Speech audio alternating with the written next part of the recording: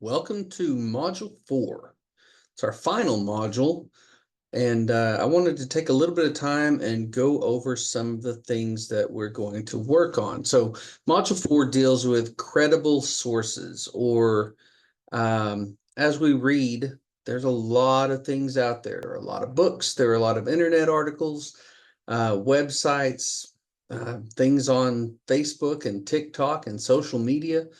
And how do we know what's credible and what's reliable and what we can use? So we're going to be able to learn some tricks that'll help us identify those types of things.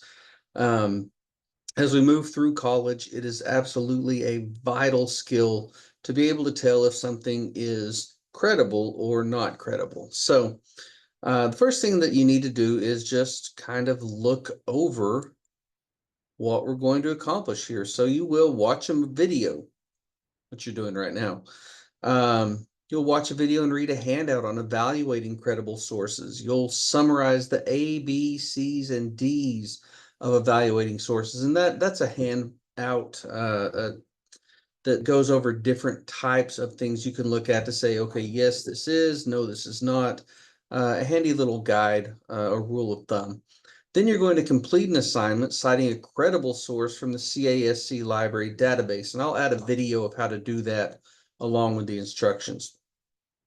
Then you're going to watch a lecture from Miss Susan Hill and complete a handout on plagiarism and the perils of plagiarism. We're going to then review an assigned article without plagiarizing. So again, we want you to read something and then tell me what you read. So we're going to start applying some of these things that we read, particularly in the last module with SQ3R, with highlighting and annotating, outlining any of those tools that you use that you find useful. Use those and then review that article without plagiarizing.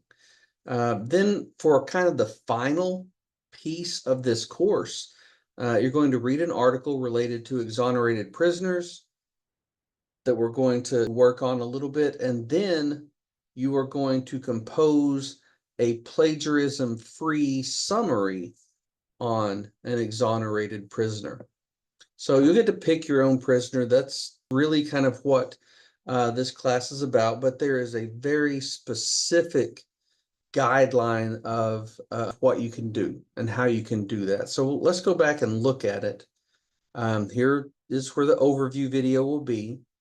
Then we're going to talk about credible sources, what's real, what's not. Here's a video of evaluating websites to help you out. Here's evaluating credible websites handout. This is the A, B, C's, and D's of plagiarism. So A is authority, B is bias, C is currency, and D is domain. So a lot of good information there. Some sites are more credible than others. You've probably heard, don't cite Wikipedia. That's true. Wikipedia is not the best place to cite, but it is a good place to start. If you don't know anything about anything else, sure, you're going to Google it. Wikipedia is going to pop up. You can learn the basics, but don't cite Wikipedia. It's not reliable. But if you scroll all the way down to the bottom of a Wikipedia article, they have citations. They tell you where they got that information. That's what you need to do. And then we have the library database assignment.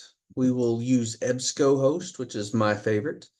Then we'll talk more about plagiarism and what that is. Definitely want to avoid that. Here's Ms. Hill's lecture, The Perils of Plagiarism, and the assignment on avoiding plagiarism.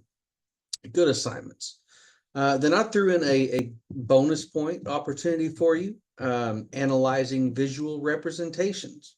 I know it's a reading class, but I want you to choose a visual representation from any public document, advertisement, anything. You can Google it, you can screenshot it, whatever, but I want you to analyze that for potential bias and the impact on public perception and the target audience. So look at this and think, who is this for?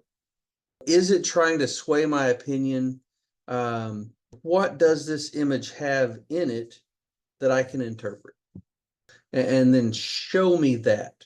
So when I think about this, when I think about reading and teaching you guys these reading skills, we're learning to read more deeply. We're learning to understand things more deeply.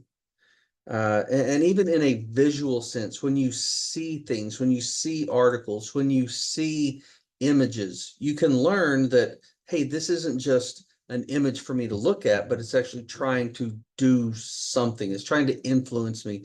It's trying to sway my opinion. Um,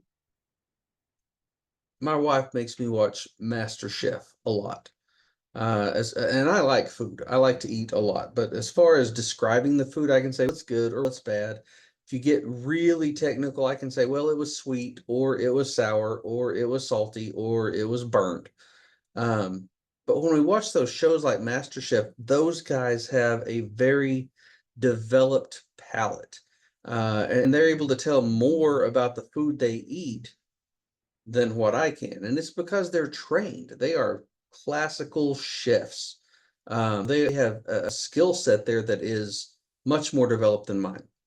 So that's what we're talking about here with reading, is trying to get us to get beyond just what are those words on that page? What is that literal level? I can tell you that this is something that I like or that I don't like, but we're starting to look at bias, at plagiarism, at word connotation, which is the emotion that words carry with it. And so this is just kind of building on that and going into a visual representation, a picture, an image, same set of skills, just a different medium. And then we'll move from reading to writing. And this is your final assignment. You'll do a little research on an exonerated prisoner of your choice and compose a short essay using credible sources. There's a detailed guide sheet, which is right here.